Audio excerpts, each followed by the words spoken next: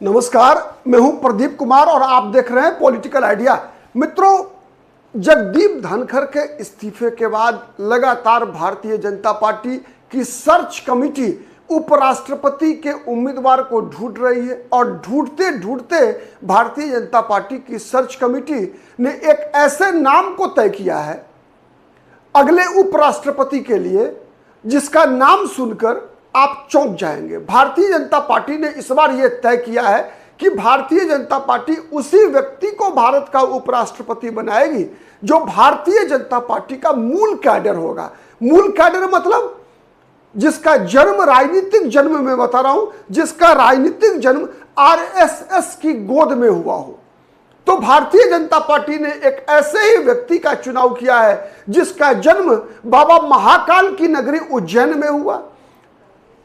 उज्जैन में 1948 में जन्मे एक दलित समाज के व्यक्ति जो कि वर्तमान समय में कर्नाटक के राज्यपाल हैं, पूर्व में नरेंद्र मोदी की सरकार में सामाजिक न्याय एवं अधिकारिता मंत्री रह चुके हैं।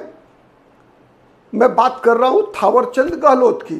थावरचंद गहलोत दलित समाज से आते हैं, दलित समाज के बड़े नेता रहे हैं, मध्य प्रदेश के रहने वाले हैं। उज्जैन में उनका जन्म हुआ है, नरेंद्र मोदी से 2 वर्ष के बड़े हैं। उनका जन्म 1948 ईस्वी का है, नरेंद्र मोदी का जन्म 1950 ईस्वी का है। राज्यसभा के 2 बार सदस्य रह चुके हैं, लोकसभा के सदस्य रह चुके हैं, शाजापुर लोकसभा सीट से वो सांसद भी रहे हैं। तो एक बड़ा कद है, बड़ा नेता है, दलित चेहरा है। भारतीय जनता पार्टी का मध्य प्रदेश में बाबा महाकाल की नगरी से आता है, हिंदूवादी है, आरएसएस की शाखा से 1962 से ही मात्र 14 वर्ष की उम्र में एक ऐसा व्यक्ति जो मात्र 14 वर्ष की उम्र में आरएसएस की शाखा जाना शुरू कर देता है। 18 मई 1948 को जन्मा हुआ थावरचंद गहलोत का संबंध सीधा सीधा आप कह सकते हैं नरेंद्र मोदी के गुड बुक में भी रहे हैं। आज वर्तमान में वो कर्नाटक के राज्यपाल है, कर्नाटक में कांग्रेस की सरकार है। आप ये मान के चलिए कि जो आसान जहां भी विपक्ष की सरकार होती है वहां पर राज्यपाल तय करते समय नरेंद्र मोदी व्यक्तिगत पसंद नापसंद को जरूर ध्यान में रखते हैं। आप याद कीजिए बंगाल, पश्चिम बंगाल, ममता बनर्जी जहां शासन कर रही होती है, मतलब जहां भी विपक्ष की सरकारें होती है और जितनी मजबूत होती है सरकारें विपक्ष की, उतने मजबूत व्यक्ति को नरेंद्र मोदी गवर्नर बनाने के लिए जाने जाते हैं। आप बताने की आवश्यकता नहीं कि कांग्रेस पार्टी के लिए कर्नाटक की सरकार कितना महत्व रखती है। सबसे बड़ा राज्य जो कांग्रेस पार्टी के पास है आज के दिन में वो है कर्नाटक का। कर्नाटक से बड़ा राज्य जनसंख्या में, क्षेत्रफल में, वहां की इकोनॉमी में कांग्रेस के पास कोई भी राज्य नहीं है जो इससे बड़ा हो। ठीक है, इनका जो थावरचंद गहलोत के बारे में आपको मैं बताऊं कि आरएसएस के शाखा में स्वयंसेवक से अपना जीवन, सार्वजनिक जीवन शुरू करने के बाद ये भारतीय मजदूर संघ से जुड़ते हैं। भारतीय मजदूर संघ से जुड़ने के बाद जब 1975 में देश पर आपातकाल लगाया जाता है तो आपातकाल का विरोध करते हुए मीसा, ठीक है, मीसा के तहत गिरफ्तारी भी होती है इनकी। उसके बाद जो है इनका राजनीतिक जीवन एक तरह से भारतीय जनता पार्टी में ये आ जाते हैं और 1977 में जब मीसा से मतलब बाहर आते हैं, जनता पार्टी की सरकार बनती है, तो इनको उस समय में जनता पार्टी का महासचिव बनाया जाता है। क्योंकि आपको पता है कि उस समय में सभी पार्टियां मर्ज कर गई थी, समाजवादी, भारत जनसंघ का मर्जर हो गया था। तो और कांग्रेस ये तीनों पार्टियां मिलकर जनता पार्टी का निर्माण हुआ था। तो उस जनता पार्टी का ये जो है 1980 में जो है महासचिव तक और उपाध्यक्ष रहे थे। उसके बाद फिर भारतीय जनता पार्टी जब बनी 1980 में तो भारतीय जनता पार्टी में शामिल हुए। भारतीय जनता पार्टी में शामिल होने के बाद जो है मध्य प्रदेश 96 ईस्वी तक वो लगातार आप कह सकते हैं कि मध्य प्रदेश में विधानसभा के सदस्य रहे। साथ ही मध्य प्रदेश भारतीय जनता पार्टी के प्रदेश पदाधिकारी भी रहे। उसके बाद जो इनका सबसे बड़ी जो उपलब्धि रही वो रही कि मध्य प्रदेश से 1996 ईस्वी में पहली बार ये लोकसभा के सदस्य निर्वाचित हुए थे। लोकसभा के सदस्य शाजापुर लोकसभा सीट से वो चुने गए, फिर 1998 में भी चुने गए, 99 में भी फिर चुने गए। आपको पता है 96 में 13 दिन के लिए वाजपेयी जी प्रधानमंत्री बने थे, 98 में 13 महीने के लिए बने थे, और 99 में पूरा कार्यकाल पूरा किया था 2004 तक के लिए। तो इन तीनों कार्यकाल में जो है ये भारतीय जनता पार्टी की तरफ से जो है वो लोकसभा चुनाव जीते। 2004 में वाजपेयी की सरकार चली गई, लेकिन ये फिर चौथी बार भी 2004 में जो है मतलब लोकसभा के लिए चुने गए। उसके बाद 2004 के बाद जो है ये 2012 में जो है वो फिर राज्यसभा के लिए चुने गए।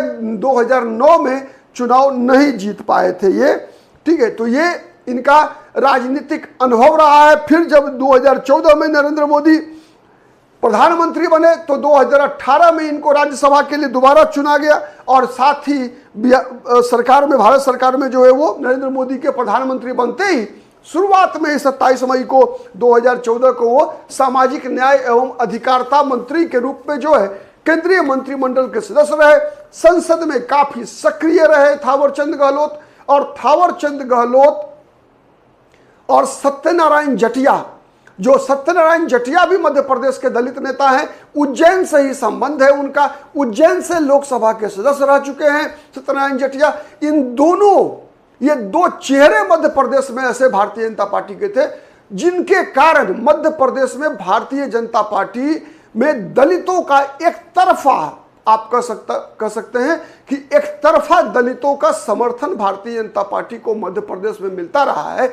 उसके पीछे ये दो चेहरे हैं, थावरचंद गहलोत और सत्यनारायण जटिया।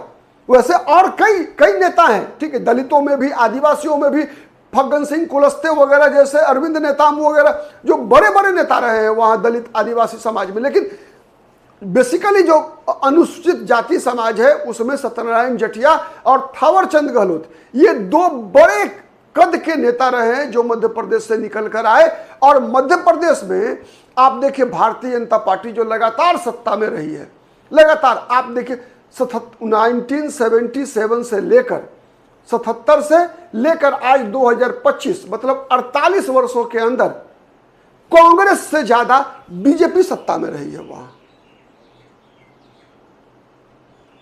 कांग्रेस पार्टी से अधिक समय तक बीजेपी सत्ता में रही। उसका सबसे बड़ा कारण, 2-3 बड़ा कारण रहा, उसमें एक ये कारण सबसे बड़ा रहा कि मध्य प्रदेश में भारतीय जनता पार्टी मूल रूप से आप कहेंगे कि वहां पर दलितों और पिछड़ों और आदिवासियों की पार्टी रही। कांग्रेस पार्टी को वहां एक प्रकार से गोविंद नारायण सिंह, अर्जुन सिंह, श्यामाचरण शुक्ला, विद्याचरण शुक्ला, द्वारका प्रसाद शुक्ला, ऐसे लोगों की पार्टी मानी जाती थी कांग्रेस पार्टी। गोविंद नारायण सिंह, अर्जुन सिंह, इस प्रकार के, मतलब आप समझ रहे हैं जो बात मैं बताना चाह रहा हूं। लेकिन भारतीय जनता पार्टी को किसकी पार्टी मानी जाती थी? ठीक है, बीच में कैलाश जोशी और वीरेंद्र सखलेचा भी थे, लेकिन सुंदरलाल पटवा, शिवराज सिंह चौहान, उमा भारती, बाबूलाल गौड़, तो इन लोगों की पार्टी बीजेपी मानी जाती थी मध्य प्रदेश में। तो मध्य प्रदेश से भारतीय जनता पार्टी ने दलितों पिछड़ों का बड़ा नेतृत्व जो है बीजेपी से निकल कर आया, वही सबसे बड़ा कारण है कि बीजेपी लगातार, आज भी आप देखेंगे तो जब से दिग्विजय सिंह 2003 में छुट्टी हुआ उसके बाद से लगातार जो है, बीच में साल 1.5 साल के लिए एक कमलनाथ आए, नहीं तो लगातार बीजेपी सत्ता में है। उसका सबसे बड़ा कारण यही है कि आज भी मध्य प्रदेश में सबसे बड़ा नेता बीजेपी का शिवराज सिंह चौहान अति पिछड़ा समाज से आता है। वर्तमान में मुख्यमंत्री हैं गोमोहन यादव जाति से आते हैं। तो ये जो बीजेपी का जो उभार हुआ है, जो मजबूती बनी है बीजेपी का, उसके पीछे ये कुछ चेहरे रहे। और अब थावरचंद गहलोत को उपराष्ट्रपति बनाकर बीजेपी एक तीर से कई शिकार कर सकती है। जैसे विपक्ष का ये लगातार आरोप लग रहा है जगदीप धनखड़ जी के इस्तीफे के बाद कि बीजेपी ने एक जाट को जो है अपमानित किया, वैसे ही जैसे सत्यपाल मलिक को अपमानित किया, ठीक। तो वो दलित उपराष्ट्रपति बनने के बाद ये चीजें खत्म होगी, कम होगी। बीजेपी अभी राष्ट्रपति के रूप में द्रौपदी मुर्मू हैं, जो कि अनुसूचित जनजाति समाज से हैं, आदिवासी समाज से आती हैं, ठीक है। तो ये एक नैरेटिव, पॉलिटिकल नैरेटिव भी उस दौर में बीजेपी के लिए ज्यादा महत्वपूर्ण है जब बिहार में विधानसभा के चुनाव भी होने वाले हैं। अगले वर्ष बिहार विधानसभा चुनाव के बाद अगले वर्ष 5 राज्यों का चुनाव है और इन सभी राज्यों में दलित वोट एक बहुत बड़ा फैक्टर बनने वाला है। बिहार है, पश्चिम बंगाल है, असम है, तमिलनाडु है, केरल है, पुडुचेरी है और सबसे बड़ी बात बताऊं, जो पश्चिम बंगाल है, पश्चिम बंगाल में दलित 90% में कह सकता हूं। पिछला चुनाव का अगर आंकड़ा 3 चुनाव का निकाल लीजिए आप, 19 का लोकसभा चुनाव, 2024 का लोकसभा चुनाव और बीच में 21 का विधानसभा चुनाव, तीनों चुनाव में देखेंगे तो जो आंकड़ा है उसके आधार पर दलितों का 70 to 80% वोट पश्चिम बंगाल में बीजेपी को मिलता है। ठीक है, तो ये और दूसरा, वर्तमान में जिस प्रकार से राहुल गांधी दलित विमर्श पर एक आंदोलन खड़ा करने का प्रयास कर रहे हैं, तो इस दौर में भारतीय जनता पार्टी के लिए थावरचंद गहलोत को राष्ट्रपति बनाना एक मास्टर स्ट्रोक माना जाएगा। आज के लिए इतना ही, बहुत बहुत धन्यवाद, नमस्कार।